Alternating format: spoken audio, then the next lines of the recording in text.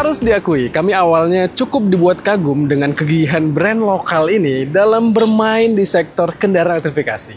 Apalagi ketika mereka menjual mobil ini. Ini mobil yang harga jualnya menarik dengan skema yang unik, dengan fitur yang juga lengkap. Tapi kami datang dalam jangka panjang. Dan kami bertanya-tanya apakah mobil ini lantas layak masuk ke daftar incaran kita.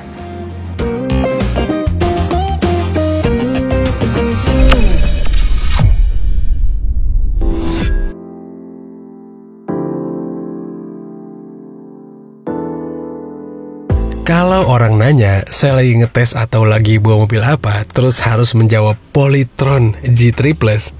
Aduh, rasanya kayak bercanda gak sih? Tapi emang ini adanya, dan itu tuh jadi tantangan berat bagi Polytron untuk membentuk branding mereka. Tapi begitu diskusi soal harga mobilnya yang start dari 299 juta, tentu kita langsung gampang tertariknya. Apalagi karena ada skema sewa baterai yang cukup unik. Tapi kalau bicara harga sih, mobil yang kami tes ini adalah tipe termahalnya, G3 Plus, yang harganya tembus 459 juta. Untuk desain, saya sempat bilang mobil ini tuh not bad. Tapi lagi-lagi desain tuh masalah selera. Bagi saya sih, yang udah bersama mobil ini kurang lebih berapa hari, hampir 1 pekan tepatnya, ternyata masih belum bisa jatuh cinta dengan desain mobil ini. Ya mungkin butuh waktu lebih lama lagi kali ya, untuk suka sama mobil ini. Tapi satu yang pasti, ini mobil hadir sebagai SUV yang bermain di segmen B, segmen yang sebenarnya nggak terlalu besar gitu ya, tapi mobil ini hadir dengan dimensi yang besar teman-teman. Wheelbase-nya juga jenjang, dan kalau kita lihat dari samping sih sebenarnya agak mirip-mirip banyak mobil ya, tapi dari samping adalah desain yang menurut saya lebih bisa diterima. Sementara dari belakang, tentu yang langsung menarik perhatian kita adalah ini. Tulisan Polytron yang gede banget, ada lampunya dan menyala. Jadi kalau malam hari jelas ini mobil menarik perhatian. Dan ya saya sampai sekarang sih masih di tahap yang belum percaya kalau Polytron akhirnya bermain di segmen ini. Dan menarik sih ya. Nah, ngeliat mobil ini tuh yang punya dimensi besar dan cuma diset untuk 5 penumpang, jelas secara akomodasi mobil ini lega banget. Tuh bagasinya gede dan masih banyak tempat penyimpanan di kolongnya. Baris keduanya pun mengagumkan secara kelegaan. Belum lagi fasilitasnya lengkap banget, sampai ada panoramic roof segala. Dan ini loh, ada colokan prong, yang colokan rumahan, dan ini tuh berarti pas buat kita work from anywhere. Tapi ngintip ke bagian depannya, ini penggunaan panel kayu jadi terasa nabrak deh dengan konsepnya yang mengarah ke modern. Cuma ya selain itu, material yang dipakai juga terasa oke kok. Dirakit dengan serius dan kelihatan menarik juga sama layarnya yang gede gini.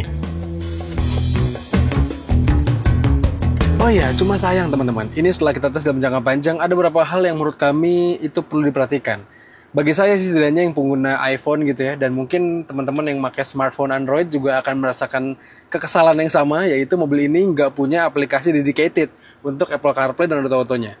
Sebenarnya mereka punya aplikasi pihak ketiga yang mereka sebut dengan Cooling di sini, yang tapi sampai sekarang setelah kami tes dalam jangka panjang dan ini udah mau dikembaliin mobilnya, HP saya nggak kunjung bisa connect dengan aplikasi ini. Jadi nggak bisa pakai Apple CarPlay. Dan mungkin kalau dia bisa mirroring katanya, itu pun HP saya nggak bisa teman-teman. Mungkin HP saya aja yang udah outdated kali ya, harus ganti iPhone yang baruan. Tapi ya bagi saya sih ini aplikasi yang harusnya udah ada lah di mobil dengan harga 300-400 jutaan. Di luar itu, mobil ini tuh sebenarnya head-unitnya nggak ada masalah sama sekali, meskipun bagi saya ini kurang terang teman-teman, dan ada kejanggalannya, yaitu kalau kita biasanya narik dari atas ke bawah untuk shortcut, ini malah Bluetooth sama Wi-Fi, yang sebenarnya nggak penting-penting amat gitu ya. Untuk shortcutnya kita justru harus menarik dari samping, nih. Dan nggak ada informasi soal ini fitur-fitur apa, kita harus pencet dulu tombol I yang ada di sampingnya sini nih. Ya itu nggak praktis teman-teman. Dan bagi saya sih yang suka sama kepraktisan, memang harus diakui banyak tombol, fisik di sini masih oke, tapi seharusnya head unitnya mungkin bisa dibuat lebih atraktif lagi, dibuat lebih intuitif lagi. Dan kalau kita bicara soal fitur lagi, ini mobil hadir dengan fitur ADAS yang lengkap teman-teman, dan cara pakainya serta pengaturannya juga mudah. Serta yang paling asik adalah ini mobil kalau ADAS-nya mau kita matikan, tinggal sekali aja kita matikan nih. Nih misalnya kita nggak mau pakai front radar gitu ya, kita matikan aja. dan fitur itu akan selalu mati meskipun mobil kita matikan, kita nyalakan lagi.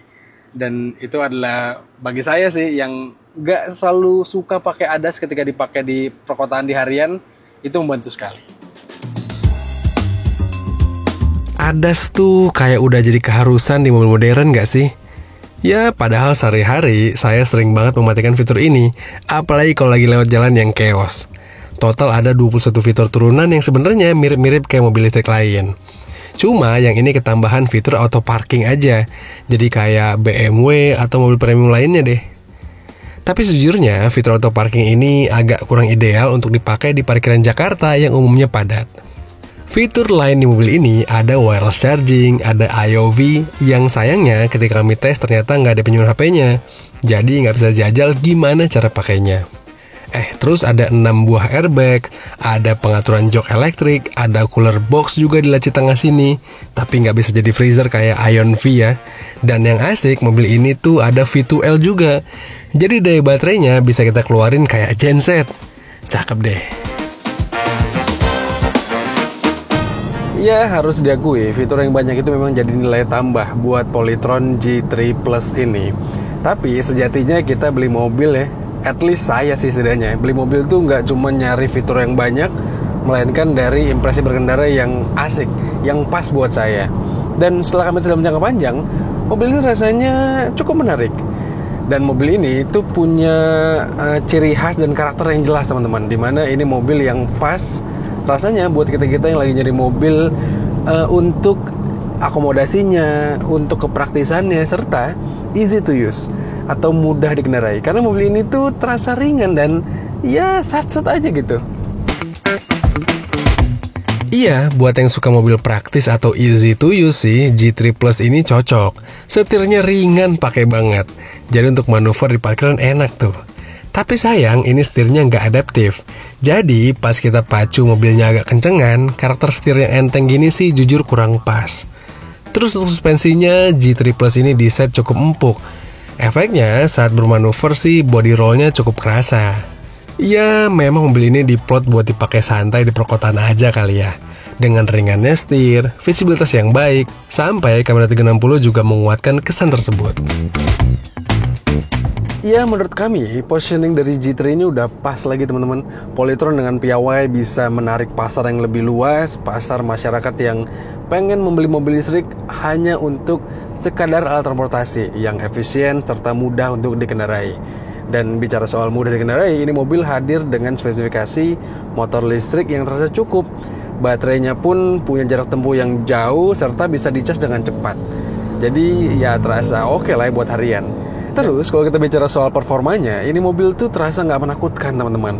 Polytron merancang G3 ini dengan penyaluran tenaga dari motor listriknya terasa yang agak dibuat linear. Jadi nggak dibuat instan gitu sehingga nggak nakutin. Nggak ada feel yang jengat-jengat, nggak ada perasaan menakutkan ketika mau bawa mobil listrik itu ya. Biasanya kalau kita injek gas pertama kali itu langsung spin gitu bannya, langsung melesat. Kalau ini enggak, ini terasa gradual, terasa linear, dan ya ini tuh mobil yang cocok buat kita transisi. Di atas kertas, baterai mobil ini bisa dipakai sampai 402 km dari penuh sampai nol. Dan menurut kami itu angka yang masuk akal karena konsumsi listrik rata-ratanya nggak boros. Apalagi Polytron juga membekali mobil ini dengan motor listrik bertenaga 201 HP dan torsi 320 Nm. Itu sih spek yang cukup umum di pasaran. Dan rata-rata kita pada terpuaskan lah dengan spek demikian. Tapi kalau bicara soal kompetitornya, G3 Plus ini praktis melawan Atto 3, Kona Electric, sampai V-Series-nya Ion. Dan mobil ini harus diakui secara baterai sih jadi yang paling kecil ya. Ya meskipun mobil ini bukan hadir sebagai yang paling jauh jarak tempuh di kelasnya, dan juga dengan klaim CLTC itu kadang-kadang suka overclaim gitu ya, realitasnya mungkin nggak nyampe 400-an kilometer, tapi menurut kami itu lebih dari cukup lah buat dipakai sehari-hari.